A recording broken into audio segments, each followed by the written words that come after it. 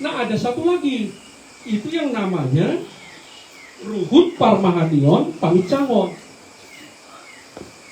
Kalau di bahasa Indonesia kan hukum penggembalaan dan siasat.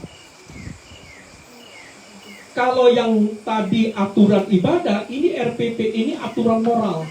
Bagaimana Amang dan Inang harus bertindak, bersikap sehari-hari, itu diatur di RPP. Apa yang tidak boleh kita lakukan sebagai murid Tuhan, sebagai domba-domba Tuhan, itu diatur di RPP. Ini aturan moral. Jadi kita nggak bisa mengatakan pendapat pribadi pimpinan, uruan kuria atau pendeta resort. Kita pakai RPP mengukur tindakan kita. Ini tindakan saya benar atau salah?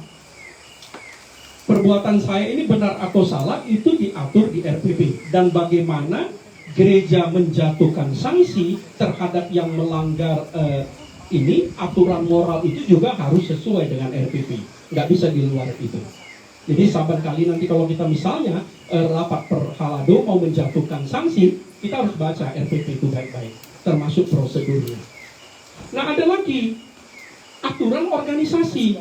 Bagaimana HKBP itu berorganisasi? Bagaimana HKBP itu membangun kuliah? Bagaimana HKBP itu mengatur keuangannya? Bagaimana HKBP itu mengatur program-programnya? Itu diatur yang namanya aturan pokok peraturan. Nah, aturan dan peraturan ini ada juklaknya. Nanti dilengkapi lagi dengan sejumlah aturan. Ada yang namanya pedoman personalia, mengatur penempatan pendeta.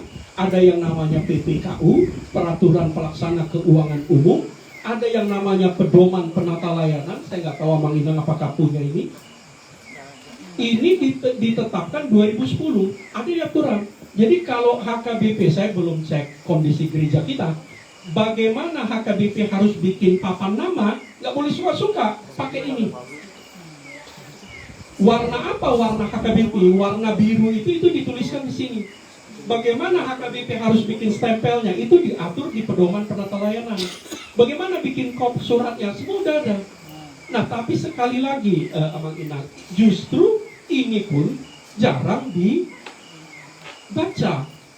Jadi sebetulnya itu memang kekurangan kita, saya pakai kata kita, kekurangan kita di gereja kita, banyak aturannya sebetulnya sudah hampir lengkap. Tapi karena kita tidak tahu, karena kita tidak familiar, ya akhirnya kita ya apa yang kita tahu aja. Atau gereja-gereja lokal saja membuat kebijakan itu.